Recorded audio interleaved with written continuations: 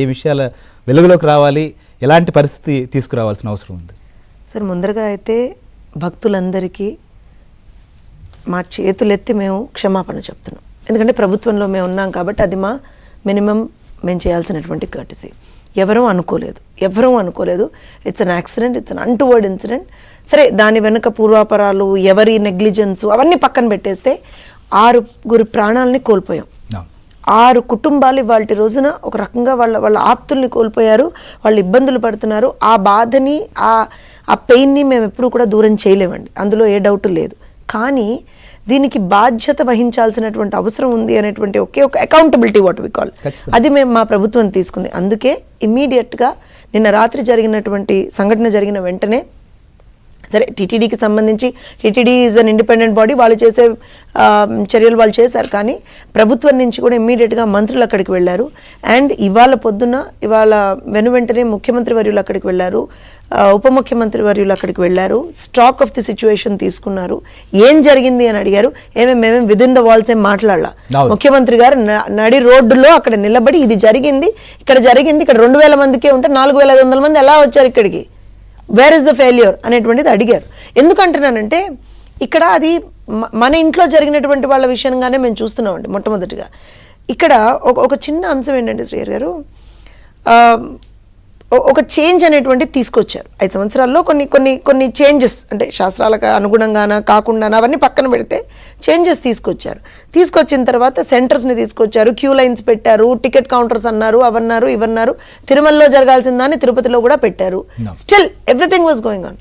గత 3 రోజులుగా టీటీడీ చైర్మన్గా ఉన్నటువంటి బిఆర్ నాయుడు గారు ఎక్కడికక్కడ క్యూ లైన్స్ ఎక్కడ వాళ్ళు అరేంజ్ చేస్తున్నారు, ఏ రకంగా ఉంది, ఎంత డిప్లాయ్మెంట్ ఆఫ్ స్టాఫ్ ఇవ్వాలి అనేటువంటి దాన్ని ఆయన పర్యవేక్షిస్తున్నారు, పర్సనల్గా పర్యవేక్షిస్తున్నారు.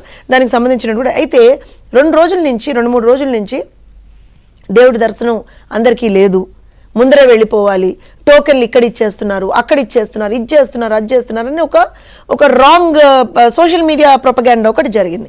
దానికి సంబంధించి కూడా వెంటనే టీటీడీ నుంచి ఒక క్లారిఫికేషన్ మెసేజ్ వచ్చింది. లేదు, అందరూ ఎవరైనా కొండకి రావచ్చు, కొండకి రావడంలో ఎవరో అభ్యంతరం లేదు, కానీ టోకెన్లు ఉన్నప్పుడే, ఎందుకంటే దట్ ఈస్ ద ప్రాసెస్, లేకపోతే too much of crowd gathering అవుతుంది, ఇబ్బంది పడతారనేటువంటి ఉద్దేశంతో దాని క్లారిఫికేషన్ కూడా ఇచ్చున్నారు. అంతా అయిన తర్వాత, ఇంత ఎఫర్ట్ పెట్టిన తర్వాత కూడా నిన్న ఒకళ్ళిద్దరి నెగ్లిజెన్స్ వల్ల, I call it shear negligence, నేను గవర్నమెంట్లో మేము ఉన్నా సరే ఎవరు చేసినా తప్పే అది, మా ప్రభుత్వంలో ఉన్నటువంటి అధికారి చేసినా తప్పే అది, చర్యలు తీసుకోవాలి మేము. ఎందుకంటే ఆ పోయిన ప్రాణాలు మేము ఎవరైనా తీసుకురాలేం కదండి. సో ఇమ్మీడియట్గా అక్కడ జరిగింది ఏంటంటే, ఒక మహిళ ఇబ్బంది పడుతోంది, శ్వాస తీసుకోవడంలో ఇబ్బంది పడుతోంది, ఫెయింట్ అవుతోంది అనేటువంటి సర్కమ్స్టాన్సెస్లో తనను బయటికి తీసుకెళ్లేటువంటి ఒక ప్రయత్నం చేశారు అనేటువంటిది ఒక వాదన. ఈ పాయింట్ మీద కూడా ముఖ్యమంత్రి గారికి నివేదిక ఇచ్చినప్పుడు ఆయన దీన్ని అంగీకరించాల. నేనే ప్రత్యక్షంగా వెళ్ళి చూస్తే కానీ వాస్తవ పరిస్థితులు తెలియదు. ఎందుకు అనంటే అంతమంది ఉన్నప్పుడు ఎలా గేట్లు తీస్తారు, భక్తుల యొక్క ఆలోచన విధానం ఏ విధంగా ఉంటుంది, వాళ్ళ సైకాలజీని ఎందుకు అంచనా వేయలేకపోయారు. ఇంకోటి మేడం, మీరు అన్నారు సోషల్ మీడియాలో ఇలా తిరిగింది, సో ఇలాంటి ప్రచారాలు చేశారు, అయినప్పటికీ భక్తులకు చెప్పారు, కానీ అక్కడికి వేలుగా వస్తున్నారు. అది మధ్యాహ్నం నుంచి జరుగుతున్నప్పుడు ఇక్కడ అధికారులు ముందుగా అలర్ట్ అవ్వాల్సిన అవసరం ఉందా లేదా? డెఫినెట్ గా. అందుకనే కదా ఇవాళ డిఎస్పీ రమణ కుమార్ మీద ఎందుకు చర్యలు తీసుకున్నారు చెప్పండి. మా ప్రభుత్వం అపాయింట్ చేసిన అధికారే కదా, అయినా చర్యలు ఎందుకు తీసుకున్నాం మేము ఇవాళ? అక్కడ ఉన్నటువంటి పరిస్థితుల్లో ఒకవేళ ఆ మహిళను మీరు ఇవాక్యుయేట్ చేయాలి అని అంటే దెర్ ఈస్ అ ప్రాసెస్. దీన్నే స్టాండర్డ్ ఆపరేటింగ్ ప్రోటోకాల్స్ అంటామండి. మనకు తెలియదా క్రౌడ్ మేనేజ్మెంట్ సిస్టమ్స్ తెలియవా? అక్కడ ఉన్నటువంటి అఫీషియల్స్కి క్రౌడ్ మేనేజ్మెంట్ సిస్టమ్ తెలియదా? అందుకే అక్కడ ఉన్నటువంటి అఫీషియల్స్ని చంద్రబాబు నాయుడు